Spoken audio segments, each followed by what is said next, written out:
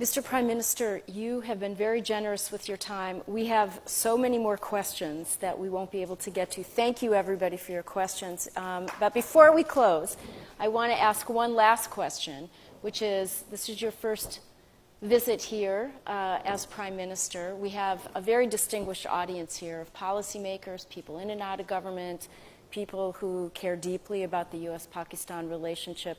What final message would you like to leave as a closing thought for everyone?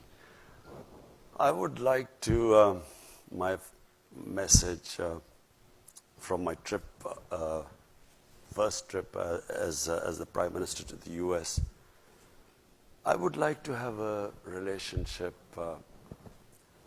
between the two countries of mutual trust.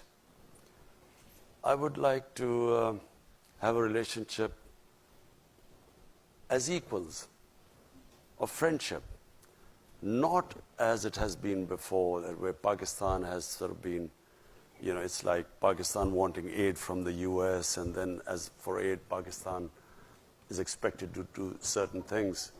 The reason why I'm happy leaving the US this time, because we have a relationship now based on a mutual interest, which is peace in Afghanistan. And, you know, someone asked that, will you get this funds? I hate the idea that we would be asking for funds, not US, from anyone. Because aid has been one of the biggest curses for my country. What it has done is, it has created the dependency syndrome. We have become, you know, when I went on my first trip to Saudi Arabia, I came back, what have you got from there? As if I'd gone there to beg for money. And I think it's humiliating for a country. Countries rise because of self-respect and self-esteem.